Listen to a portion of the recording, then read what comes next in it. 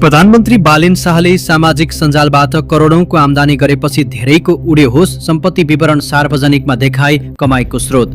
प्रधानमन्त्री बालेन शाहले आफ्नो सम्पत्ति सार्वजनिक गरेका छन्। उनले आफैले दिएको विवरण अनुसार उनको बैंक खातामा 1,46,00,000 रुपैयाँ नगद रहेको छ। अझ चासोको विषय के छ भने उक्त रकमको स्रोतका रूपमा उनले फेसबुक, युट्युब र टिकटक उल्लेख गरेका छन्। सामाजिक सञ्जालबाट यति ठूलो रकम कसरी आमदानी भयो भन्ने विषय अहिले सर्वसाधारणदेखि धेरैको लागि चासोको केन्द्र बनेको छ। कतिपयले यसलाई डिजिटल कमाईको उदाहरण मानेका छन् भने धेरैको लागि पत्याउन गाह्रो बन्न पुगेको छ।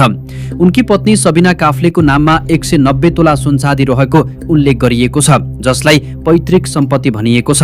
तर यति ठूलो सम्पत्ति र नगद आमदानीको स्रोतबारे थप स्पष्ट विवरण नआउनु पर्ने भन्दै सामाजिक सञ्जालहरूमा विरोधहरू देखि थालेका छन्। भ्रष्टाचार निवारण ऐन अनुसार सम्पत्ति विवरण बुझाउनु अनिवार्य भए पनि त्यसलाई सार्वजनिक गर्नुपर्ने बाध्यता छैन।